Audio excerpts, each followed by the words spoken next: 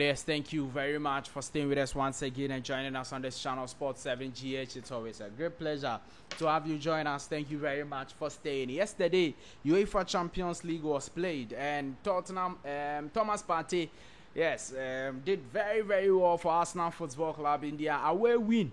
5-1 away win over Sporting Lisbon in Portugal. And he's been trending from yesterday up till now. Indeed, his coach has also spoken about Thomas Partey's performance on the day for Arsenal Football Club. We are going to look at that, and then we look at some other stories. Ghana Black Queens. What a sad story we are hearing for Ghana Black Queens. What is this? What sort of disgrace is this? Jolly, oh my man, yes, and then we look at some other stories. Do well to subscribe to the channel, like the video, hit the notification bell, select or leave your thoughts, comments, views, opinions below in the comment section if you have any. It's always a great pleasure to have you join us. Thank you very much for staying. Now, Ghana Black Queens have qualified for the Women's African Cup of Nations 2025.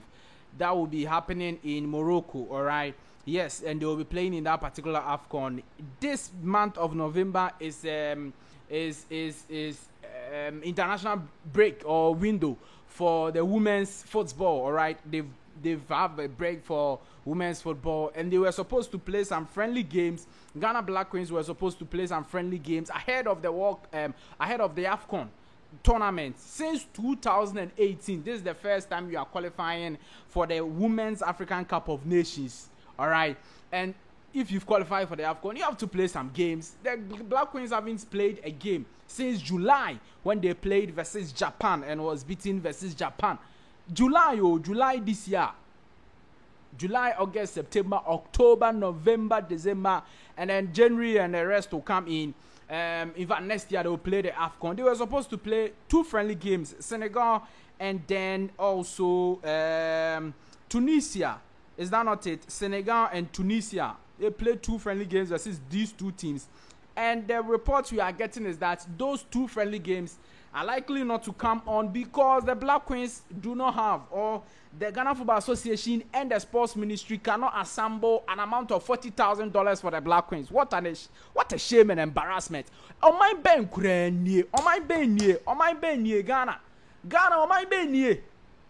Oh, Black Queens. Oh, if you take the Black Stars out, Black Queens are about our topmost national team. Black Queens. Black Stars is equal to Black Queens because they are the senior women's national team of Ghana. And they need just $40,000, not $100,000, not $50,000, $40,000 to play two friendly games versus Senegal and versus Tunisia. And the Football Association says that we don't have money. Sports Ministry said that we cannot approve money for you right now. What a shame. What is this? What is this? $40,000 that one person can pay in Ghana. $40,000. The whole country. GFA says that they don't have that money. GFA, you don't have that. Nakato Greco, he doesn't have $40,000 in his account. Must go and take that. But how can the GFA as an association not have $40,000? How can the Sports Ministry, Ghana as a country, not have $40,000? This one credit is so embarrassing. I don't even have to talk about it. I will not talk about it. It's okay. Otherwise, those who are not Ghanaians who are watching me right now, they will be laughing at us. How can the senior women's national team, in preparation for the African Cup of Nations that will be played in next year, how can they not have enough money to play friendly games to prepare for AFCON? Well. Yesterday, Thomas Partey had a fantastic game for Arsenal, and I've already made a video on his performance. A lot of Arsenal fans reacting to the great performance they saw from Arsenal and from Thomas Partey. And indeed, it looks like Thomas Partey is on the road to contract extension. He's on the road. This is what Mikel Arteta, the coach of Arsenal Football Club, had to say about Thomas. He says, I think it's one of the best performances I've seen from him, especially the way he's dominated the game. This year, he's been so consistent as well because he always has a role. That's a big thing. He's a massive player for us. That's Mikel Arteta speaking on Thomas Partey's performance against Sporting Lisbon. A lot of the Arsenal fans were very much impressed with the performance of Thomas Partey, and all of them are saying that, look, they have about one of the best defensive midfielders in the world, and they say that if Thomas is fit and is playing, the likes of Rodri and Casemiro cannot be compared to him in his prime. And even this time, that's not his prime, you know. He's still doing very well for Arsenal Football Club. According to this statistic, Thomas Partey completed 32 accurate forward zone passes in Arsenal's 5-1 win over Sporting in the UEFA Champions League. Only Martin Odegaard completed more. And if you look at the two players, they are two completely different players. Martin Odegaard is more of a creative player, so you're expecting him to create a lot of chances, a lot of final third passes. And Thomas Partey maybe sideways, and then sometimes forward passes. But then Thomas Partey delivered 35 completed successful forward passes for Arsenal Football Club in their game versus Sporting. And that is why the coach of Arsenal, Mikel Arteta, is speaking about him and praising him. Now, Abedi Ayew Pele have spoken about the Black Stars failures. I've already talked to you about it, but just for the purposes of going over it, is annotated. Yes, maybe some people didn't watch it. Now, this is what Abedi Ayew Pele is saying about the failures of the Black Stars. The Black Stars failing to qualify for AFCON 2024 and 2025 in Morocco. I think time changes in all. And this, we are talking about the 3 decades. So whatever it is, we shouldn't look back. We should just look forward and work hard and achieve whatever we want to achieve.